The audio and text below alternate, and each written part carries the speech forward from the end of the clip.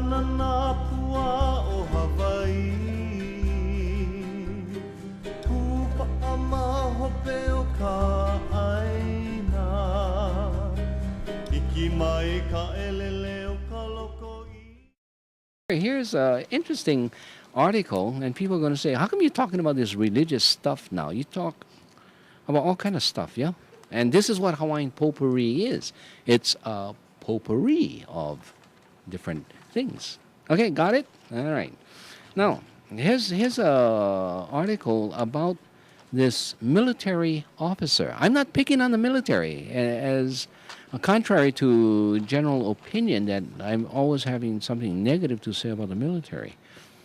Okay, but this one guy, Lieutenant Colonel Daniel Davis, he says, I ultimately felt a moral obligation to take action and do all in my power and ability within the confines of Army regulation to try and help those who had no voice. A lieutenant colonel who first saw war in the Persian Gulf in 1991 comes home from his latest combat deployment disillusioned, convinced that American troops are dying for naught.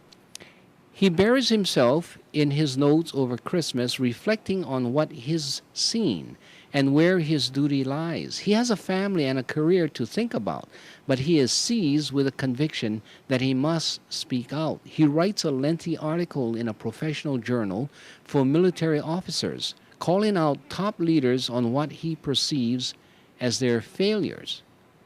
It is the experience of Lieutenant Colonel Daniel Davis, whose, quote, Truth, Lies, and Afghanistan appeared on the Armed Forces Journal's website earlier this month, and who was featured in the New York Times and on CNN and ABC News. It's also the experience of Colonel Paul Yingling, who 5 years ago, as a lieutenant colonel, just home from Iraq, wrote a widely circulated article, A Failure in Generalship, that offered a similarly scathing critique of the military's top leaders. The net effect of each man's article on the Army and its wars in Iraq then and Afghanistan now is hard to assess.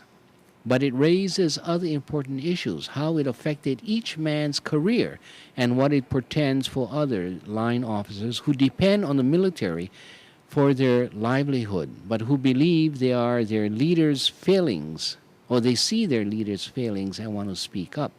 Okay, I'm not going to read the whole article, but what just from that article does it tell you? It tells you don't be a lieutenant colonel because you're going to end up having this sense that you should be speaking up because you've seen the failures of the general officers, and if you write about it, then they're going to nail you for speaking up. So try to avoid the lieutenant colonelship, period. But then, do you just keep your mouth shut? No, I wouldn't say that. I'd say you have to speak up. So don't wait until you're lieutenant colonel before you speak up. Just speak up. And then the consequences may be contrary to your best professional career, but it certainly will be good for your, your personality development. Okay. The articles that I get sent to me by a listener who calls himself Radio and TV Surfer, or anonymously yours, sometimes he signs it. So, brother, thank you for sharing your opinion. And he's one of those who don't like to get on the radio, but he will send me articles. This is the article that I intended to read, and it's a humanist's appeal for identity in the Army. Soldiers who don't believe in God can go to war with atheists stamped on their dog tags, but humanists and others with various secular beliefs are still officially invisible in the Army. Major Ray Bradley is applying to be the first humanist recognized as a, quote, distinctive faith group leader by the Army. In the meantime, he can't be designated as a humanist on his official records or dog tags, although he can be classified as an atheist.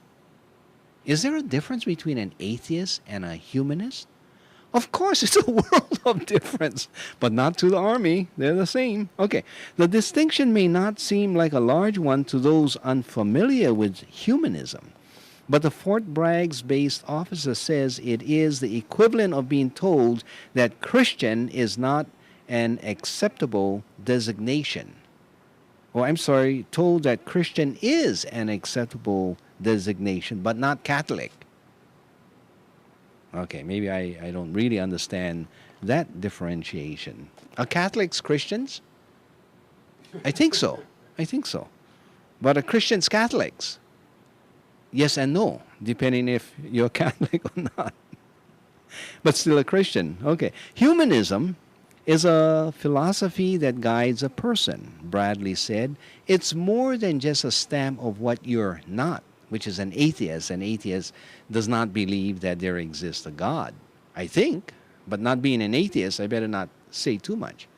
Humanism core belief range from the assertion that knowledge of the world is derived from observation and rational analysis, to the conviction that working to help others also promotes individual happiness.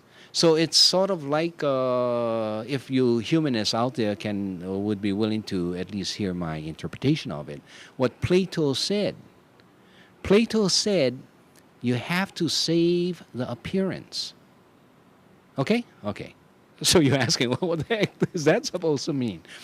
He says you can develop any theory you like, and you're entitled to your opinions as to theories, but you got to save the appearance. That means that you cannot contradict the theory with the appearance or with the facts or with the observables that are produced either under a microscope or whatever mathematics you come out with.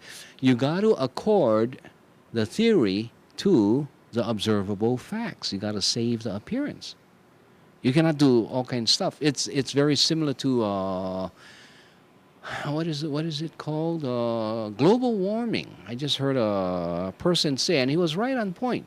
He says, yes, you are entitled to your own opinion. Republicans, you can have your own opinions, but you are not entitled to your own facts. You cannot make up your own facts. You got to save the appearance. And it goes all the way back in, what is that, Greek or Roman? It was Plato Greek or Roman? But it goes all the way back to that period of time where Plato himself had participated in the development of the scientific method. You got to save the appearance. Okay, so I would say that's what the humanist thing is all about. So when you talk about God, you also have to be consistent with what are the observable facts. But anyway, Preacher Polka will refrain from his preacherhood and continue with just reading the article. So the article continues to say, and I am reading the article, it's from Keeping Faith from the Honolulu Star Advertiser, and this was on the 11th of February, okay? The issue is another sign of the growing willingness of military personnel at Fort Bragg and other military bases to publicly identify themselves as atheists, agnostics, humanists, or otherwise without belief in a supernatural higher power. Okay? All right, let's see how long I should continue with this reading. Okay, and seek the same recognition granted to Christians, Jews, and other believers. There are a lot more people with these beliefs than just Major Ray Bradley, but he is in a position where he can stand up and put in a request for this, said Jason Torpy, president of the Military Association of Atheists and Freethinkers and an Army veteran. Imagine the many others who are not majors or who are not lieutenant colonels or who are not officers, but whose feelings are in the same sense that Bradley's is. And yet they cannot say anything to protect the integrity of their beliefs. Okay? Unless you come across one of these, what is that? Local folks or local soldiers from Hawaii with the name Irwin Watara or something like that, only a lieutenant. And he says, hey, I'm not going to to Iraq. No way, bro. I go to Afghanistan. I've been to Afghanistan, but I won't go to Iraq. And they what is that? Court-martialed him. His only mistake was he's not supposed to have gone to Afghanistan as well. It was a wrong war, according to Preacher Polka. Okay, but anyway, the article that was sent to me, this humanist appeal, it also shows the Dalai Lama standing next to Desmond Tutu and Desmond Tutu's wife, and they're talking about partners in peace. Okay, which brings me to the next topic. But this next one actually comes out of a book written by His Holiness the Dalai Lama. And his book says something very interesting. It says, Beyond Religion. Do you remember when I read an article written by Desmond Tutu that says God is not Christian? And it raised some really interesting kinds of stuff. He said, how can God be Christian with all this bad stuff that the Christians are saying? So now Dalai Lama writes a book on Beyond Religion. And let's take a brief look at this, what he calls rethinking secularism. Inner values in an age of science. He says, I am a man of religion, but religion alone cannot answer all our problems. Well, that's a very sensible thing to say. Not long ago, I attended a formal ceremony to mark the opening of a new Buddhist temple in Bihar, a particularly densely populated and poor part of northern India. The chief minister of Bihar, an old friend of mine, made a fine speech in which he expressed his conviction that with the blessings of the Buddha, the state of Bihar would now prosper. When my turn came to speak, I suggested half-jokingly that if Bihar's prosperity depended solely on the blessings of the Buddha, it really should have prospered a long time ago. After all, Bihar is home to the holiest site for Buddhists, Bodh Gaya, where the historical Buddha attained full enlightenment. For real changes, we require more than the blessings of the Buddha, powerful though they may be, and more than prayer. We also need action, which will only come about through the able efforts of the chief minister and others like him. Imagine he's saying that, and he's an invited guest to speak at this dedication of his temple. Well, at least you can say he has a sense of humor. Okay, but he goes on. He says, this is not to suggest that blessings and prayers are useless. In fact, I consider prayer to be of immense psychological benefit. Well, interesting how he puts it, yeah? Immense psychological benefit. But we must accept that its tangible results are often hard to see. When it comes to obtaining certain direct results, it is clear that prayer cannot match the achievements of, for instance, modern science. When I was ill some years ago, it was certainly comforting to know that people were praying for me. But it was, I must admit, still more comforting to know that the hospital where I was being treated had the very latest equipment to deal with my condition. Okay. In light of our growing mastery over so many aspects of the physical world in the past 200 years or so, it is not surprising that many people today question whether we have any need for religion at all. Things which in the past were only dreamt about, the elimination of diseases, space travel, computers, have become reality through science.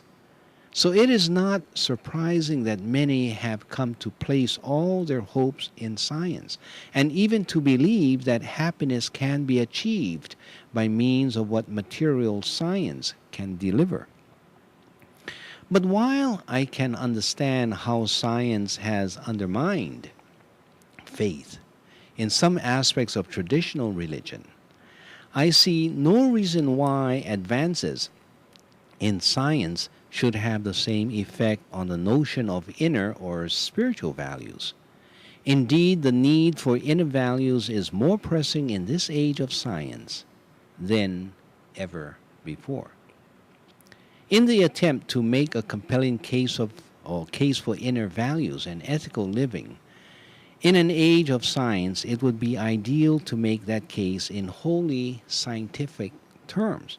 Although it is not yet possible to do so purely on the basis of scientific research, I am confident that as time goes on, a more and more secure scientific case for the benefits of inner ethical values will gradually emerge. I'm going to stop there because now he's going to deviate into another area. But I wanted to share that with you. Rethinking Secularism is the first chapter that I read from, and it's a book from the Dalai Lama, Beyond Religion. And you might want to get a copy of it. I don't know who sent it to me.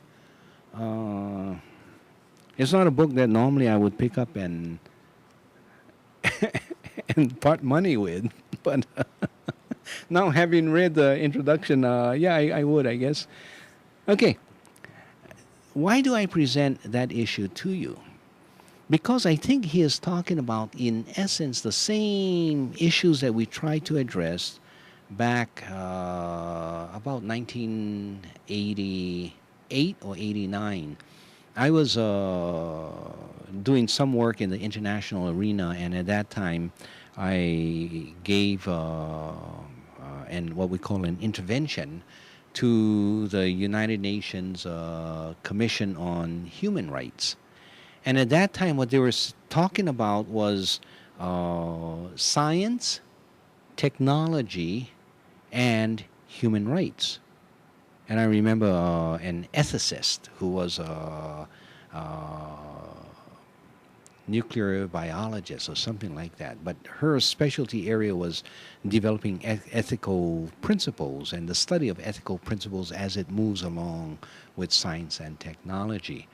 And I would travel with my small, computer, because I was doing my second glance programs, my interviews, and as I would travel in different parts of the world, I would interview people.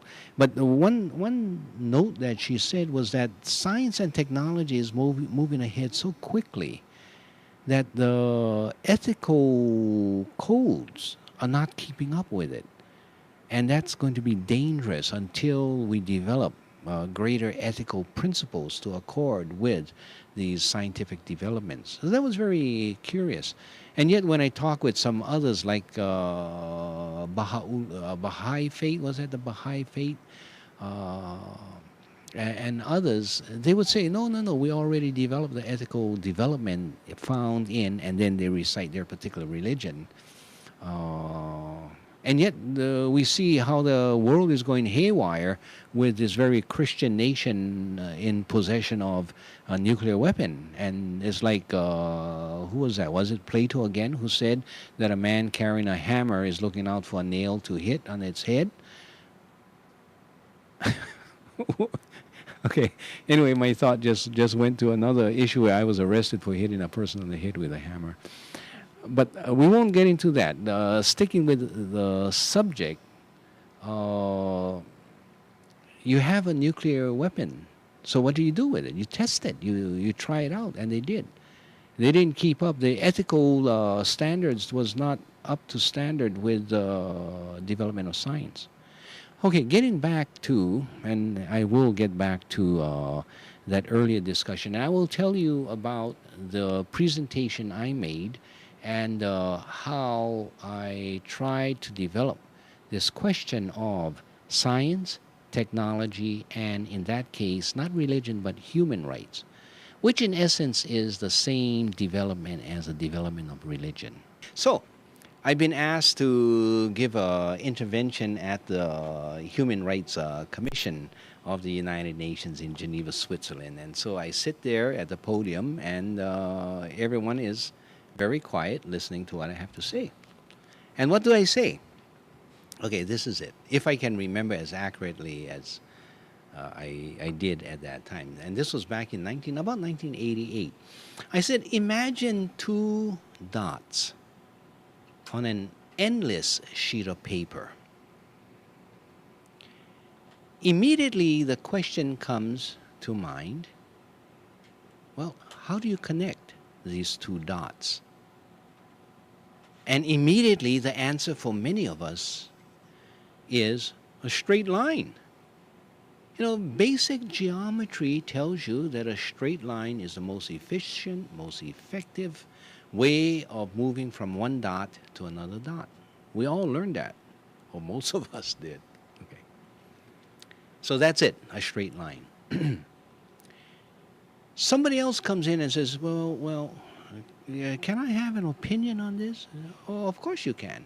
He says, well, if you believe that everything eventually returns back to its point of origin, then really a straight line is not the best way of connecting your dots. A curved line would be actually better, because the curved line does not waste the energy and time of a straight line having to stop, reversing direction, and then going all the way back. So a curved line simply curves right around to get back to its point of origin. So from the culture that I come from and from the belief system that we work with, curved lines are better than straight lines. They're more efficient, more effective. If you move that discussion into, let's say, the martial arts, the soft style would say, of course, curved lines are much better. The hard style would say, no, straight line. Yeah? Okay, so you have a difference of opinion. Now, somebody else comes up and says, well, would you be willing to hear yet another opinion? And this person says, you know, it's not my intent of returning back to the dot that I started from, nor is it my intent to stick to that sheet of paper or to reach that second dot so quickly. What I'd like to really do is explore the spaces in between. When I travel, I like to smell the flowers. I like to take roads untraveled before. I'd like to go visiting wherever I want to go before I reach my destination. And that really is a better way of moving from dot to dot. So that is my way of moving. Okay. So normally we ask, oh, okay, we got three different ways. And maybe if, as we see other people smiling and wanting to come to the microphone, there may be more. So the question then becomes now, not how do we draw our line from dot to dot, but what is the better way or the best way of doing it? And then someone else comes up and says, well, you know, maybe that question itself is not the appropriate question. Maybe there is no best way of drawing your line from one dot to another dot. But if you are really talking about human rights within science and technology, perhaps it is best just to allow each person to draw his line or to make his travels in whatever way he or she chooses to do so. And that is the essence of human rights within a broader concept of science and technology.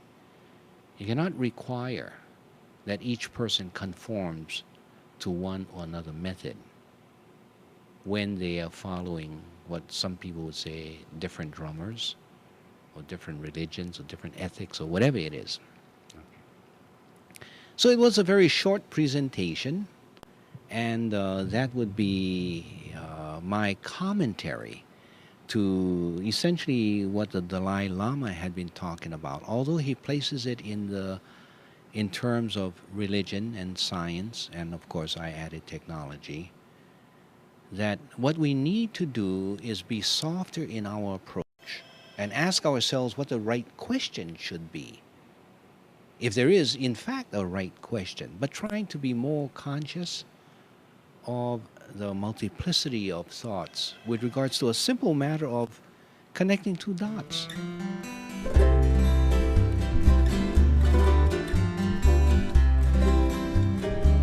Ko palana nā pua o Hawaii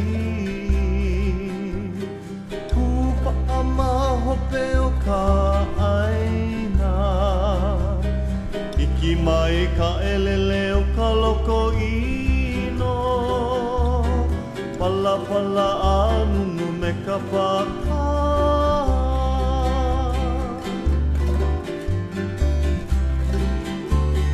Pane mai Hawaii moku o ke ave Koku ana honoa o Pilani Ka ko'o mai kaua i o mano Pa'apu me ke oni o ka kuhi hewa